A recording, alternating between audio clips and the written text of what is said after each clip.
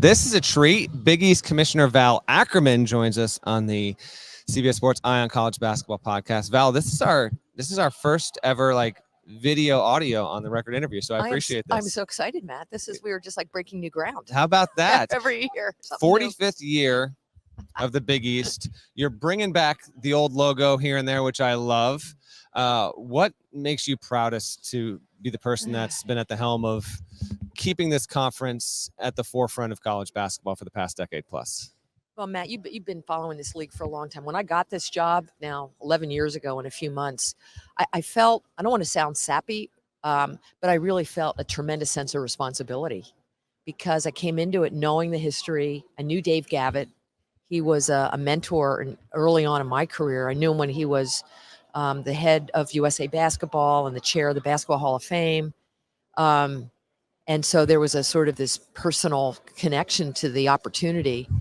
I kind of admired the league for the resilience that it took to adapt and to hold things together when all around them over decades, things have changed in college sports. And so, when we came into this, I think there were people who weren't sure if a basketball league could make it in the football universe. And yet our presidents were determined to carve their own trail. And our coaches, led by Jay Wright, JT3, and others, I think really carried the banner about being a basketball league. Jay, I can still hear him in my ear talking about, we're basketball schools, we're authentic. Yeah. And so those thematics kind of guide me, if that makes sense. And I'm just glad we've got good ADs, great coaches, strong presidents who, really bought into the idea that a basketball league can be successful and relevant in today's environment. And here we are today. It's hard to do what we're doing. Yes. Very difficult. And the terrain is shifting. But as I noted in my remarks today, I really do think we have the attributes that we need to keep this going for a long time. Yeah, I think for some it might some people that are either watching or listening to this on podcast form, understandably they might think, well, it's the Big East, it's always been a great basketball league, and shouldn't be a surprise it was able to adapt. But if we're really honest, reflecting back on 10 years ago when there were major fractures and there continues to be a lot of obviously uncertainty in the space, there is an alternative path that could have gone down where the Big East was never going to cease to exist, but it might not have been as strong as it is. It took a lot of effort, a lot of belief, a lot of faith, right? I think some of that even gets taken for granted all these years later, Val. Well, yes, there was a lot of faith and confidence, but uncertainty. Yeah. I mean, even people within weren't sure. Right. I think at the end of the day, I hate to put it this way, it really is about performance. We sort of know that in this business, winning is very meaningful. When Jay Wright won the first national championship 3 years into the new Big East, 2016, that was an aha moment that, wow, this actually worked. He did it again in 2018. Coach Hurley does it twice in the last 2 years. So the fact that we've been able to do that, get to the top of the mountain, that we've been able to, last year was a blip on the screen with only 3 teams in the men's side in the tournament, but we've been regularly getting 5-ish, half our teams have been making it to the into the big dance. Getting some solid runs. We're delivering, I think, on the promise to stay relevant and competitive at a national level. And so I think that's what people notice. If we're become a 1-bid league or a 2-bid league and we're getting bounced out in the first round, I think people look at us a little bit differently. But I think by maintaining this high level of success on the court and doing it in a manner that makes our presidents, feel good about it, I think you can't ask for more than that. What was the tenor of your spring meetings with your coaches? Believe Dan Gavitt took a trip down because you only got 3 teams in. I mean, it led to the point where even you held a media scrum at Barclays, I think, during that first game of the tournament there. What was your communication like? Was it were you as forceful as maybe you've ever been, just in terms of people on the NCAA side, scheduling? You're in an interesting spot, because it's not on you to schedule the games. It's not on you to coach the games, Right. but you represent the league. And obviously it was a shocking revelation when only 3 teams got in. Now they were 3 highly seeded teams in UConn, Marquette, and Creighton, but then you had Seton Hall, Providence, and St. John's being on the outside left end. So what differences do you expect this season, Val? But again, to circle back to the first part of my question, what was the messaging from you and I guess the conferences you had those discussions in the spring? Well, it was a real tough one, Matt. I will tell you, the days leading into Selection Sunday, I was starting to get nervous personally, because I'm tracking on all the bracket predictions. Some of the bracketologists have been uncannily accurate. Yeah. And so we can't lie, track on that. Started to hear about the upsets in other leagues that were resulting in those cases in not 1, but maybe 2 bids from those leagues. We were there, frankly, ourselves in 21, because you'll recall we were looking at 3 teams in the NCAA tournament that year. And then Georgetown ran the table at the Big East tournament. We had no fans here, the Garden, 8 seed, and they went and won it. So we got 4 teams in that year. So we were a so-called bid thief in 21. So we've been on the other end of that. So that was in my mind. You're right. I don't make the selections. Our job is to lobby on behalf of our schools. There's an organized way, orderly way to do that. The NCAA selection committee assigns 2 monitors from the committee to every conference. We are allowed 4 calls with our monitors over the course of the season.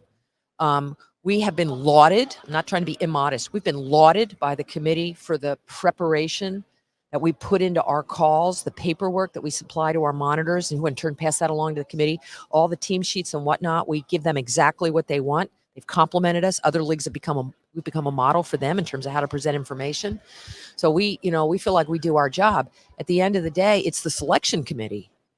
We had a person in the room. Barry Collier from Butler was our representative in the room.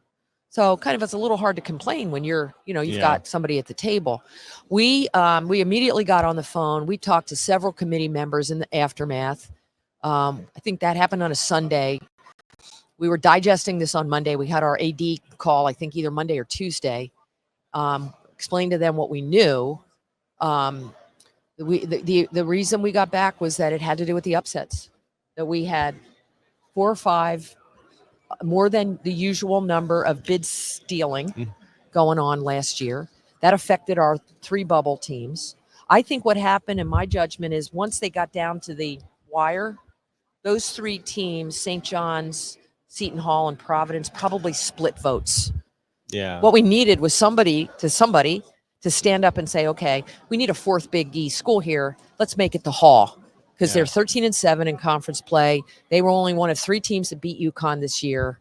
It's XYZ. And the numbers are pretty good. Their net wasn't very good, which I think hurt them. So that didn't happen for us. So they kind of split the votes. And then Virginia got in, had a tough out in the first round. And Seton Hall, did what they did and ran the table and won the NIT. Yes. So that's the long answer to how crazy it was in those couple of days. And, it's not my style to go out and bash the committee. I couldn't bash anybody. I mean, we sent a letter, we put out a statement which is not usual for us. And we said, we're just gonna do our work behind the scenes. We have since hired a consultant. We hired HDI to help us with scheduling. Yeah. They've helped other leagues. They worked with Dan Leibovitz at the SEC, so he brought them on. And it really was to reinforce things that we've been preaching for years about non-conference scheduling. And my sense is that we made some inroads on that. The key for us this year is going to stay out of quad 3 and quad 4 territory. Yeah. If we can lift up the bottom, so we're Q3, so games against those Q3 teams aren't having the same impact as if they were Q4. I think that alone is going to help us this year, lift up the net. And last but not least, we've said to our schools, here's the advice: don't be a bubble team. Yeah. Don't lose early season games that you're not supposed to lose, because they come back and bite you in the butt. You only have 28 or 29 games to work with here, putting aside your MTE. So if you can help yourselves by winning the games that you're supposed to win, then you get out of bubble territory, and then no one's having this conversation on the last day.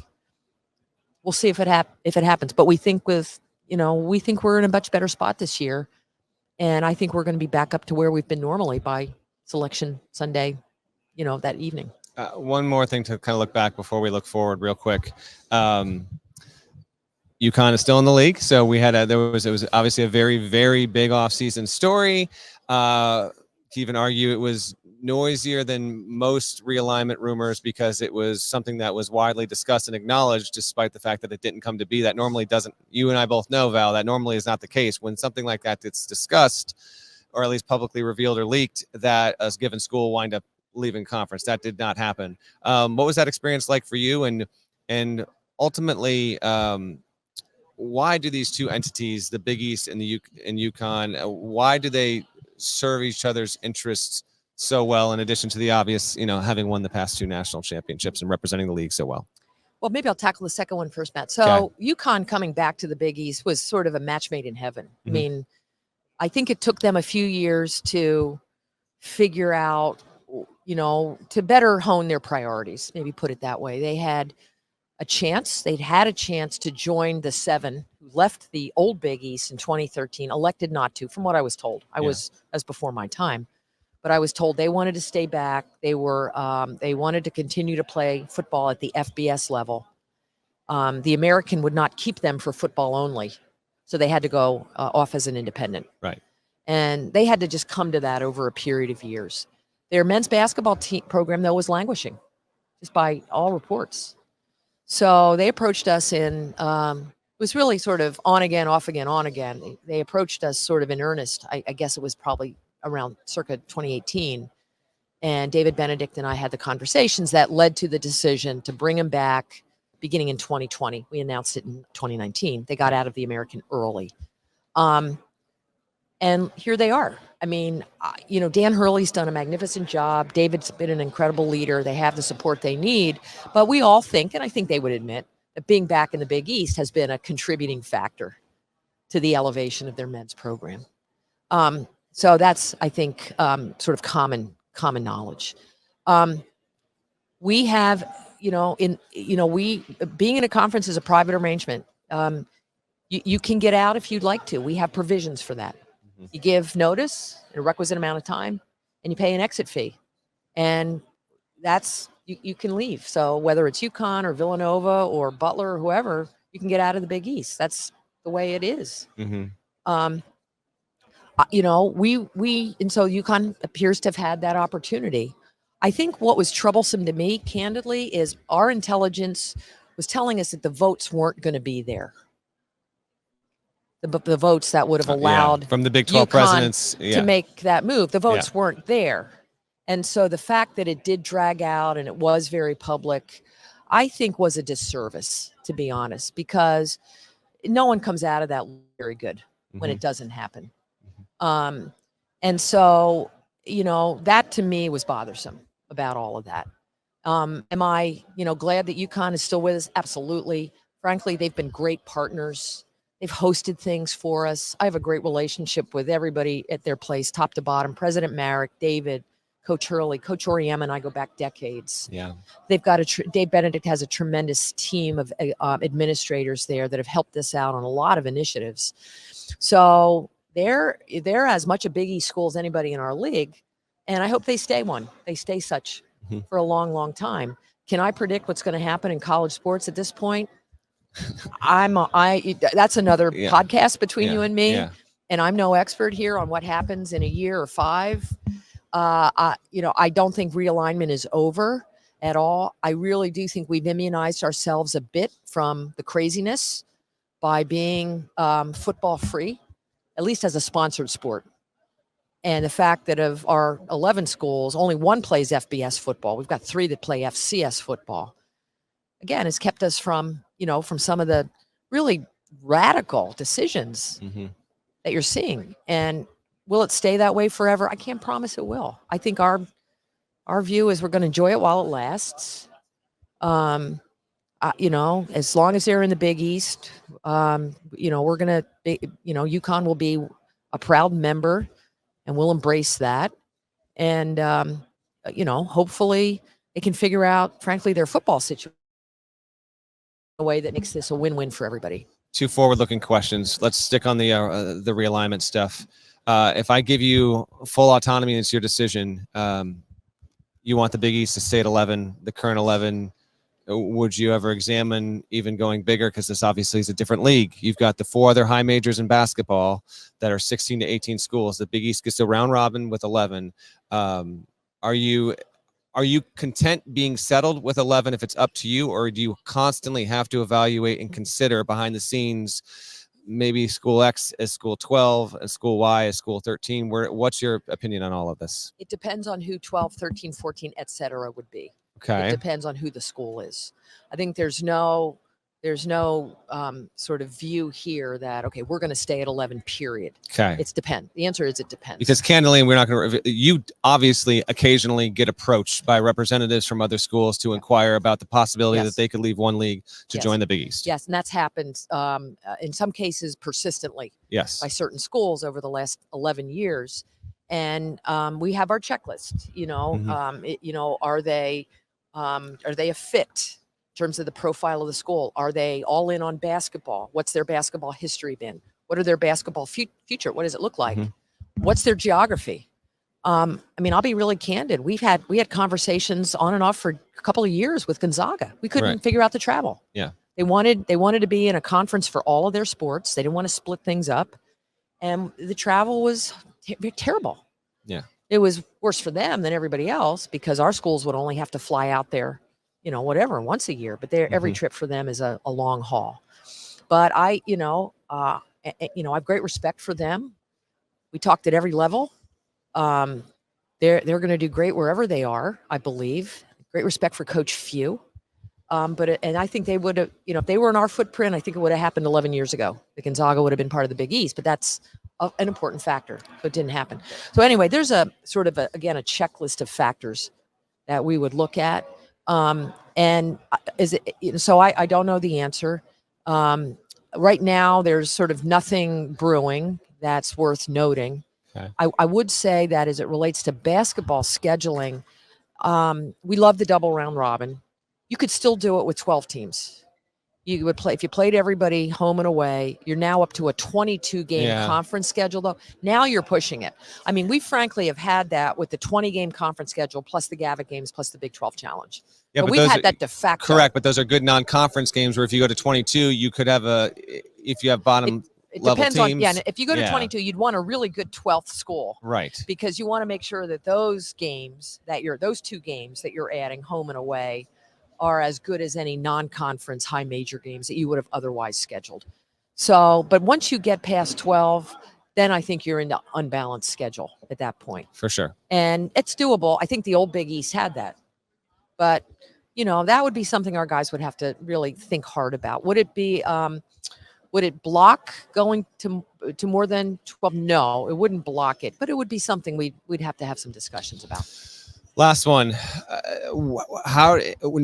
While fully acknowledging, Val, that we don't know what the House settlement fallout will look like and the environment of college sports a year from now, let alone 3 or 4, you and I have talked informally before about why you have confidence in the Big East's place in this new future. And this is something that means a lot to athletic directors and coaches. But for our audience, can you lay out the world that you think is potentially waiting for schools and revenue sharing on the Big East side, considering that they will not be on the hook for the most part with payouts for football, and how that could actually be, if not an advantage, keep hopefully your schools and your coaching staffs when it comes to recruiting on a fairly even playing field with the football first conferences?